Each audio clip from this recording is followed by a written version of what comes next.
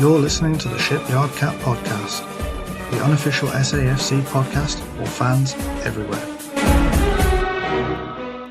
Hello and welcome back to another episode of the pod. We're here today to preview our thoughts on the up-and-coming away fixture down at Crystal Palace. It's going to be a tricky game. We all know this. Obviously, Palace are Community Shield winners now and also first-time FA Cup winners.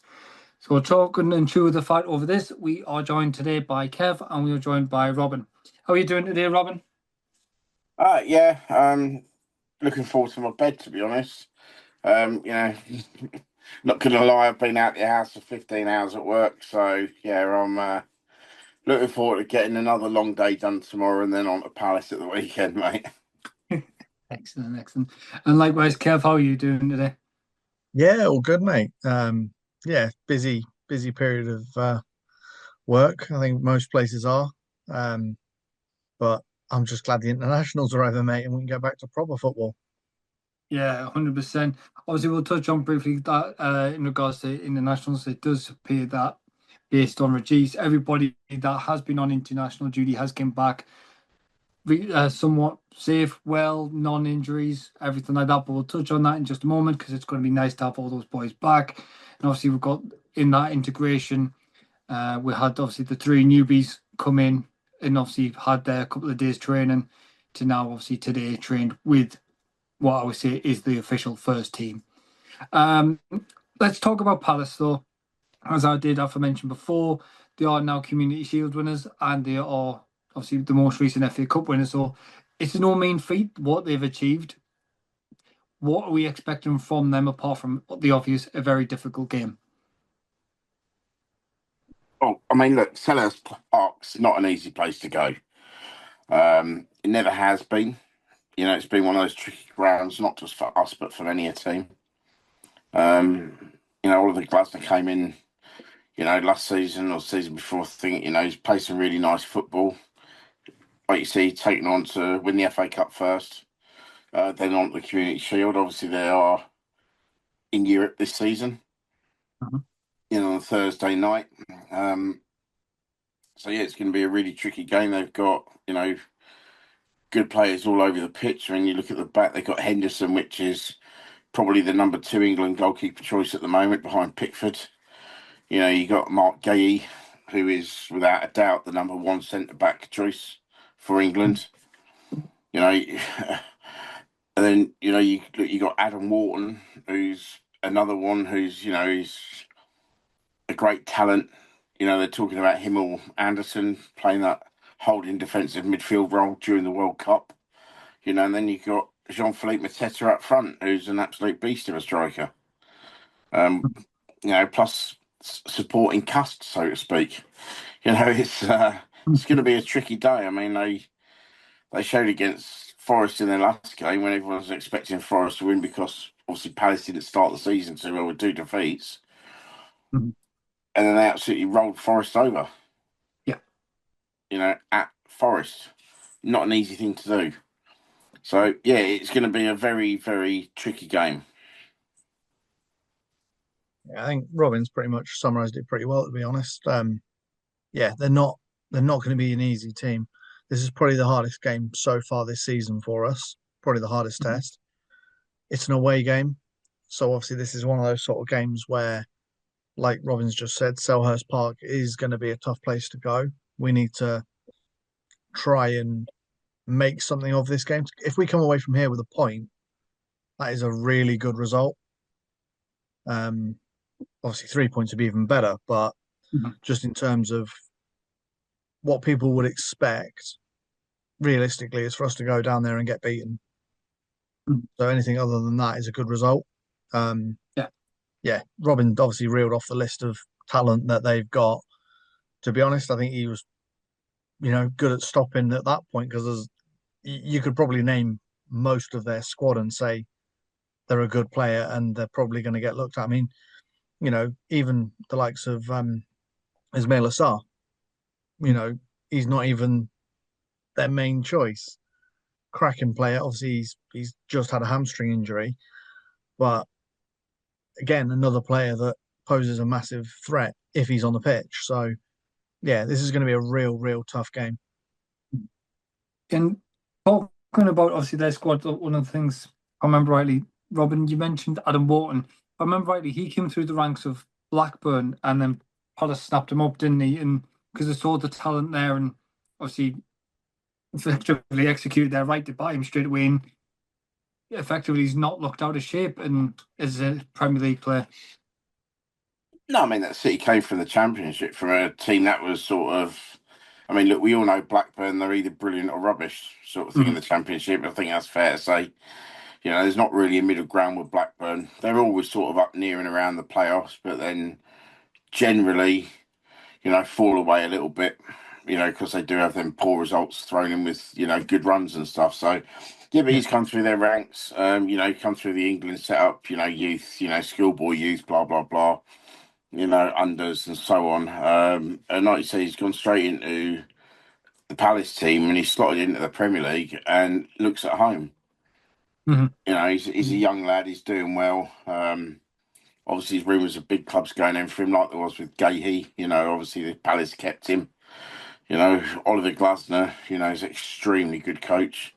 I think we've all seen that with the way he works. You know, he's look, they sort of play a similar style to us in a way. They do like to all that. No, say they can soak up pressure. I'm going to say, you know, play the low block and hit teams on the counter with their pace because they've got tons of pace and strength up front. You know, but also they're comfortably holding the ball and controlling it. So it is going to be a bit of a cat and mouse game, I think, this week. I think, you know, there's going to be times where both teams are holding the low block and giving up possession, you know, to try and break on the counter, you know, to try and get the other team to push forward, you know, nick the ball and then, you know, break on them. I don't think there'll be as much of a high press this week. Look, it's going to happen at times.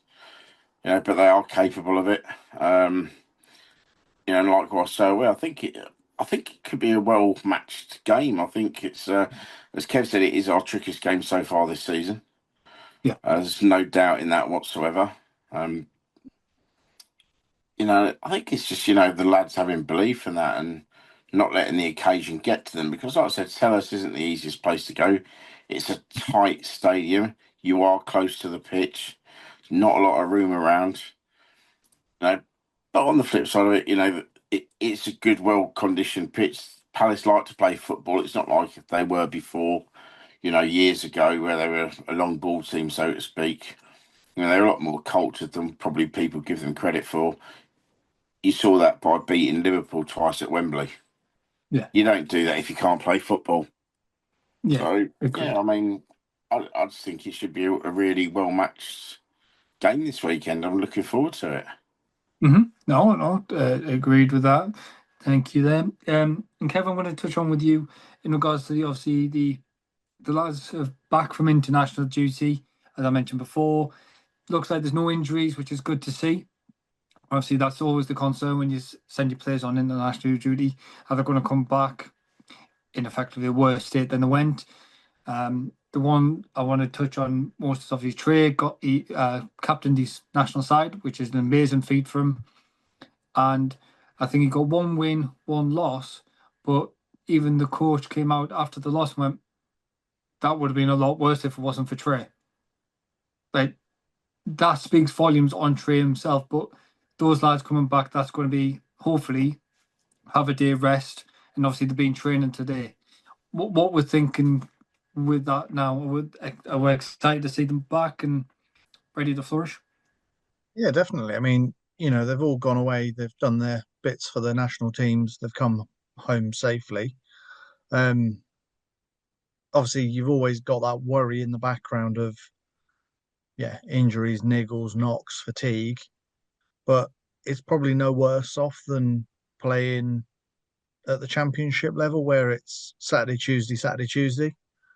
I think it's Diarra's the last person to play and possibly a Drinker. They played Wednesday, Think so, but yeah. yeah, you know, this is where you look at your depth of squad slightly, and you might turn around and say, right, instead of you being a starter, you can be the substitute. But yeah, big news is the fact that Regis has said that everyone's come back safely. Because obviously I know we're not playing them this week, but Man City have got injury issues now because of the internationals. I think their striker Mamouche is now injured, and that's the Mhm. risk, isn't it? You can lose key players in your squad, and we're trying to get the lads to gel and become the first team. So Mhm. I'm disappointed that the international break was when it was Yeah. because we did have a bit of momentum, but it's given a few of the lads probably a chance to just settle down a little bit. Those that didn't get shipped off on international have probably had a bit of time on the training ground to get a bit more familiar with each other. Mhm. But I think out of the squad, most of them did go off on international duty. So yeah, it's only really been the homegrown players, so to speak, that didn't go anywhere. Luke, Dan, Neil, Yeah. Patterson, the lads that would have all been training anyway. So yeah, look, the main thing is the likes of Xhaka's back, safe, fit, well, Talby's back, Noah Sadiqi's back, Habib Diarra. They're all, the right people are Yeah. injury free for us. Mhm. Obviously, we know, as of Reggie's comments today, obviously we know Dan Bollard has been extended for a week by the sounds of it, so he won't be back until Aston Villa. But I think that's more probably as a precaution because of the nature of his injury that he had. And then obviously Dennis Cirkin obviously has been a delay in his injury. But obviously we wish him the best and hopefully a speedy recovery and hopefully see him on the pitch soon. Robin, one thing I'm going to bring to you is obviously whilst everyone was on international duty, obviously the three new lads, Robbie and Gertrude and obviously Jory was busy training whilst everyone was away. What were we thinking in them? Because obviously the pictures we've seen, Robbie looks an absolute unit.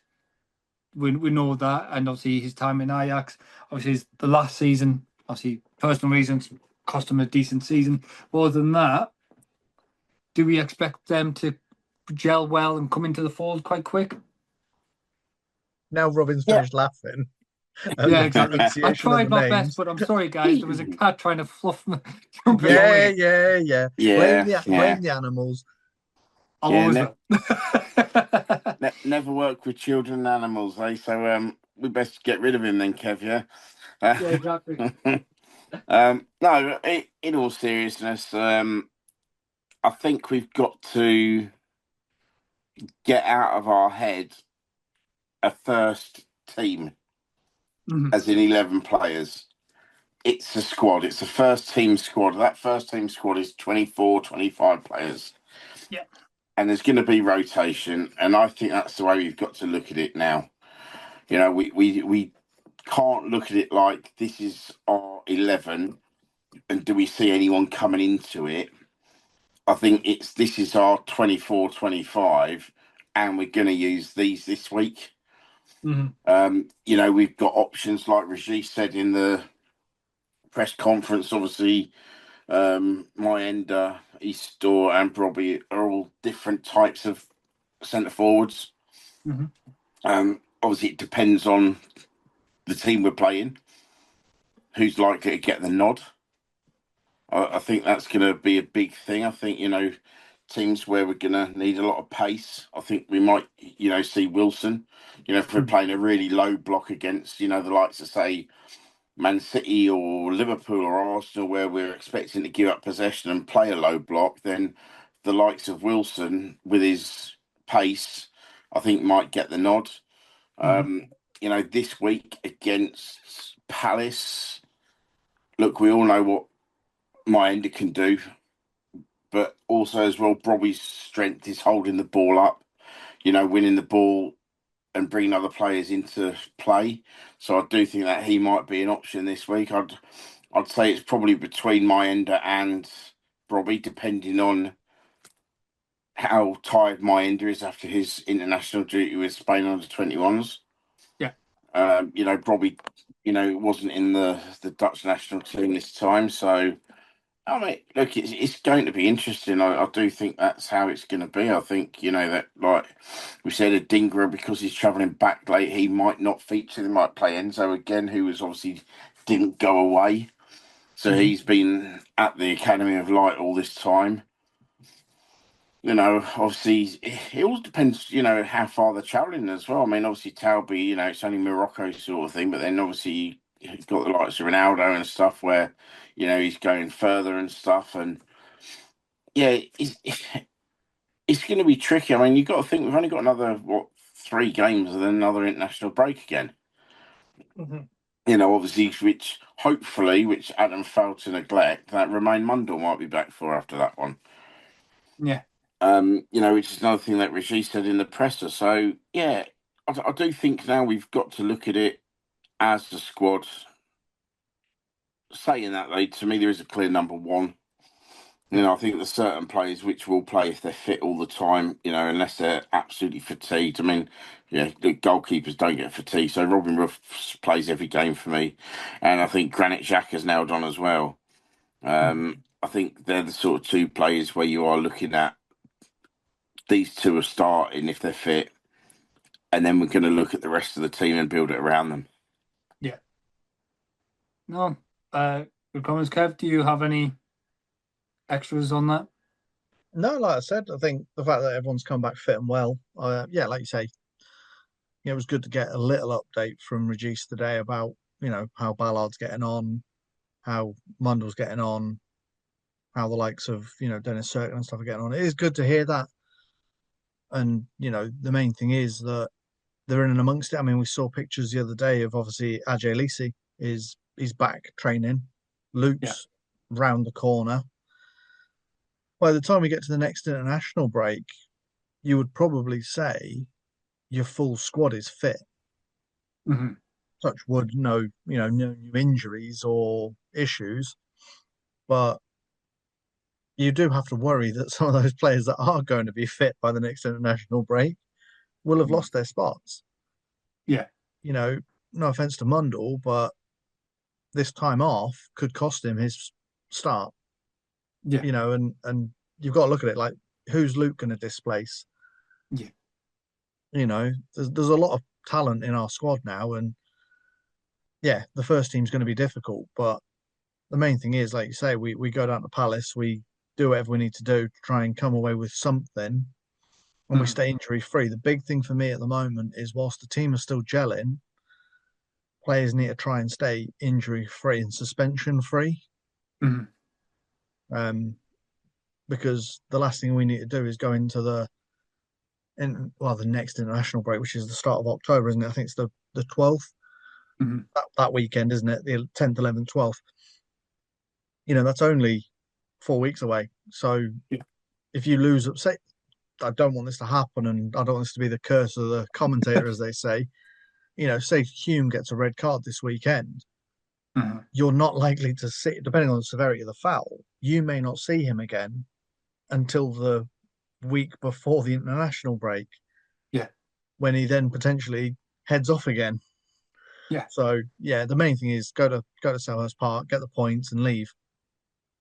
That's why I didn't curse us, because I was going to say about we've only received 2 yellow cards so far this season, but you've done the commentator curse, not me. So no, look, at the end of the day, cards in this league are more common because of decision making being, well, they have to almost punish you harsh, and then it can be reviewed if it's not harsh enough. Like any of the, you watch any of the other Premier League games, the amount of yellow cards and red cards that are dished out, and you think, well, in the Championship, you might have even got away with nothing for that. Yeah. So it is difficult, but yeah, I mean, Robin, you're probably buzzing for this one. What is it, a 10-minute drive? Not quite. But, 15. Yeah, I mean, it's 15 with traffic. It's not. It's not quite. I mean, Selhurst isn't the greatest place to get to. It's probably just over the hour away for me. Even though it is close, it's not a great journey. In fairness, with my time down south, mate, that is standard for London. Yeah, I mean, I must I say, say with London, this, obviously, yeah, in and around London, isn't it? Everything's an hour, even if it's only what we up here would say is 20 minutes. look, On the corner. Things this week have been even worse because there's a tube strike in central London, which has turned it into an absolute car park. Oh God. Yeah, it's not been fun. Are we all just going to jump on line bikes? Probably be easier now. I mean, you got the trains down to Sellers. It's quite an easy thing from London Bridge. I'm not actually sure if I'm driving it or going on the train. Haven't found out yet because it's one of those that I missed out on a ticket with us because obviously the loyalty points are done, but obviously from my days coaching, I do have a ticket with a friend of mine in the Palace End, so that's going to be quite fun. Enjoy. Yeah. So yeah, it'll be sort of like neutral colours and trying to keep my mouth shut. We'll just keep an eye out Probably on for the match of the day. safest, mate. Yeah. Yeah. So I'm thinking it's sort of like, I'd happily have the 0-0 so I don't have to celebrate or moan. Mate, I had a few friends do it last season, so I didn't mention it on the pod at the time. They did Borough away, but they were in the Borough end. And obviously, when Wilson was celebrating with the flag, that was quite difficult for them to contain themselves in a stadium full of Borough fans. But yeah, they did exactly that. Went down in just plain sort of black, blue t-shirts. Looked like they'd just kind of finished work kind of thing. The temptation is to have a Sunderland shirt on underneath it, although in it, but probably not. Yeah, it's. I mean, I do think we'll be in the third jersey, so I mean, I'll probably get away with it because it's black. But it's Still not worth risking it, mate. it's not worth risking it. It's really not worth risking it. You don't want to be caught in South London wearing the wrong shirt. But let's just hope, fingers crossed, we get a win, and on the match of the day, we just see Robin's face, just like. Wilson Just Wilson scores an absolute screamer. Crowd pans, camera pans round to the Palace fan. There's Robin sat there holding in a smile. what one can hope. But no, lads, I think we've covered off pretty much everything. I don't think there's really the only last thing I would say is just Alfie's post on socials today. I think I'll end the pod with that. Is the fact being the guy put on a massive thanks to everybody involved in the transfer window. I think it was something along the lines of 1,058 coffees in 2 weeks and 14 new arrivals. Thanks to everyone that helped. And it's like, yeah, well done, but how buzzed must he have been of all that coffee in 2 weeks? Yeah, I mean, look, the bloke jumped in at the deep end, didn't he? You know, joining a club that's just been promoted in the transfer window when we'd already had a fairly busy transfer window. But, that's what he's come in for. He's come in to make us a Premier League establishment. I'm no doubt, whilst yes, the window's closed, he's probably still not put his phone down. Yeah, and exactly. I bet the coffee content hasn't gone down. Yeah, all right, he might not be in and out of interviews and meetings with players every 2 minutes, but he'll be talking to anyone that's got a contract bubbling. Yeah. He'll still probably be talking to the lads that we're still trying to move on elsewhere. Pempele, Bar, Paveda. We could mention them every week because they haven't gone anywhere. Yeah. And you got to think that that's the blokes' bread and butter for the moment. And then very quickly, probably October, he then starts to think, what do I need to bring in January to strengthen us again? Because as we've spoken off pod, that's when the teams that are struggling need to find players to help them survive. Those that are in the top half look to strengthen to go for Europe. Mm-hmm. And those in between just try and hold on to whatever they've got so they don't go to the other teams. Exactly. And that's why I'm going to bring Robin in, because that's what Speakman did allude to at the end of the window, saying you may think it's finished and we're done, but no, in the background, him, Giuseppe are working on January recruits already, having words with agents and players, as you said. And then he's like, we've also got a plan for next year. Well, I think, yeah, I mean, sorry, go on, Kev. I think that's what Brobby was. I think Brobby was one of them ones where we went, maybe not now, we'll get Guiu in. As soon as Guiu went back, they went, right, let's not wait till January, let's just get this done. I mean, Robin, you probably were going to say similar. Yeah, I do think he was the one that they brought forward. I think obviously they're still working on the John Lukumi deal. I think that's something which is in the pipeline. It's clear the lad wants to come to us. He's not going to sign another contract with them. Obviously, come January, I do believe he can come on a free. Is it? I think he's in his last year, isn't he?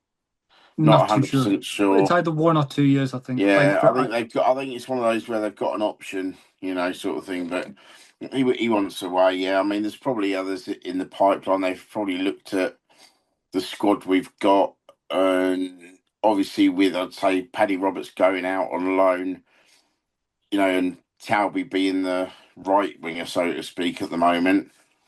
I do think they're probably looking at another right-sided player, to bring in.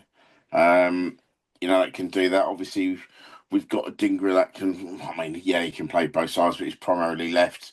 Obviously, got Lafay that can play middle left. We got obviously Mundell that can play on either wing, but primarily left. So I think they're probably looking at that side, looking at competition for Talby. Yeah. And yeah, I mean, I think the defence is, without exception of Lukumi, I think we're sort of sorted there, because obviously, I know you said about Hume, but obviously, Mukiele can play as the right back. And also, I mean, Rajiv said about, obviously, Masuaku can play both positions as a fullback. So we've got cover there if needed. Obviously, why they let Noel Huggins go out on loan. Like we said, we've got obviously Adji Elise's, back on the grass. I mean, Luke, I think we've all agreed that Luke's probably not going to play much in the Premier League. Look, I'd love to see him in the Premier League. Even if he comes on when it's 5-0 up and he, comes on and gets a round of applause and then he blows the whistle, just so you can say he's a Premier League player. Obviously we've got Dan Neil there that can play that holding role, as well as Xhaka. I mean, Luke could do that as well at a push, I'd say now. But yeah, we're looking at players all over the pitch. It's going to be, it's tricky to bring in players, especially when you brought in, is it 15 now? Completely rejuvenated the squad. And when you've got that competition, and what you don't want to do is bring in someone and dislodge someone else who has been playing well and just come in and thinks, hang on a minute, because then players coming in might be thinking they're only going to use us for 6 months and get rid of us. You need to have a fair competition within that squad. And so I think there will be maybe 2, possibly 3 coming in January. I don't think it's going to be big. It's a difficult window. But yeah, obviously they're working on it. That's their job. They're not going to, go, oh, I can have a holiday now. Because, in top flight elite football, you can't afford to do that. So yeah, I mean, it's an exciting season. We've seen what's happened recently with Forest, which were the sort of like last team that went up and spent a lot of money, which obviously flirted with, relegation with a possible, big points deduction because they'd overspent. Obviously, the way that we'd done it with our PSR, we're well within our budget. So we've sort of done a similar thing, but we put ourselves in such a good position beforehand that we can actually afford to do it and not fall foul of the rules. Yeah, agreed. But you've got to think that going forwards, if we don't get rid of the likes of Pembele, Bar, Paveda, etc., which aren't going to feature in the Premier League first team squad, then you're looking at sort of like, a year, 18 months down the line and possibly rebalancing of books and stuff like that, depending on what you've got, because you can't keep spending money without money coming back in. Yeah, we made money from obviously Watson and Job, but then there's other players which are going to have to move on at some point. Maybe it's like a Sirkin. He's been rumoured to be going back to Tottenham every single transfer window. Obviously, he's got an extended layoff now. And like you said, we wish the lad well, but he's not really got a deal imminent because he's been unfit for quite some time.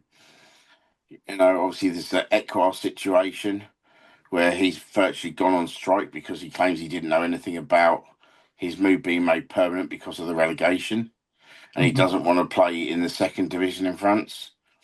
So there's a legal situation there that we could become embroiled in.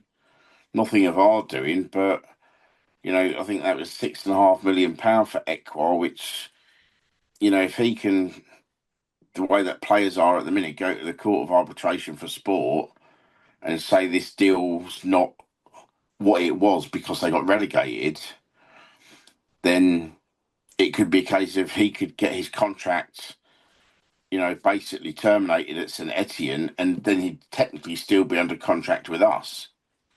And then St Etienne are going, well, hang on a minute, we want that money back. We paid you £6.5 million for him, and he's not our player because that deal's nothing, it's not watertight sort of thing. So there's implications possibly going ahead, where we've got to look at. So, I mean, I think Kev's got it right, where I think their job now is to get rid of the sort of dead wood. Yeah. Perfect. Kev, did you want to have your bit on it, or because I know you were just about you and Robin were just saying stuff at the same time at first? No, it was purely the sort of, like you say, moving players in early, which is what I think Robbie was. I've seen some people saying that, Bertrand was a rush move, a panic buy. For what we paid for him, it's no worse than having a Pervader on the bench. It's a wage, it's a cheap player, and if it works, he comes on and plays a few games, does a cup match or two, he's worth it if he saves someone else's legs maybe for a game or two. But no, that's pretty much it for me. No, perfect. And I do agree with what you were saying there about Traore. What we'll do then is we'll get some predictions out the way. Robin, I'll let you go first this week since obviously you're the closest going to be to the game.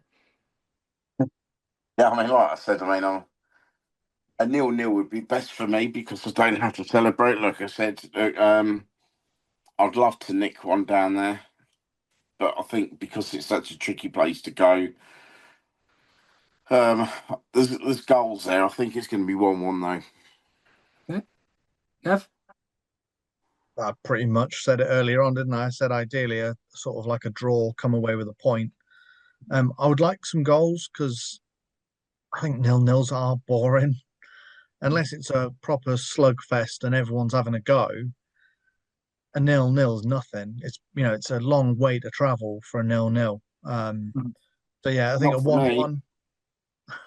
All right for us, but I think a 1-1 would be a good result down there. Look, to be fair, I'd love to nick it 2-1 and run away, but put me down for a 1-1 draw, mate. Same as Robin on this one. You're going to go 3-0. No, I'm going for 1-0. I think I do agree with you guys. It's going to be a close game. Selhurst Park, Robin hit the nail on the head. It is a hard place to go to. It's a difficult game.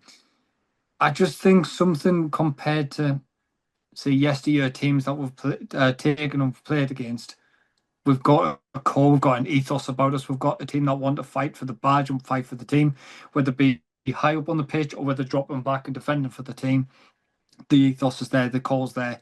So I'm going to say 1-0, and we're just going to effectively have to ride out however long that 1-0 may be, that entirety of the game. So yeah, we'll wait and see though. We'll wait and see, and we'll just keep an eye out for Robin's face on Match of the Day. Yeah, on Match of the Day, not on Crime Watch. Yeah, well, depends how much he celebrates. But no, lads, it's been a pleasure as always. Everyone else, thank you for listening in. As everyone knows, you can find us YouTube, Spotify, Apple Podcast, and everywhere else where you get your podcast from. I'm not going to do the whole YouTube like and subscribe because that's just boring. Thanks to you for joining me, Kev. Yeah, my pleasure. But please do like and subscribe. Ow. No, thanks to you, Robin. Yeah, no, thank you, Adam, for obviously your wonderful promotion skills. What would we do without you, mate? Well, it's been going for nearly 4 years, so. But yeah, lads, thank you again. As ever, everyone else, we'll see you on the next one.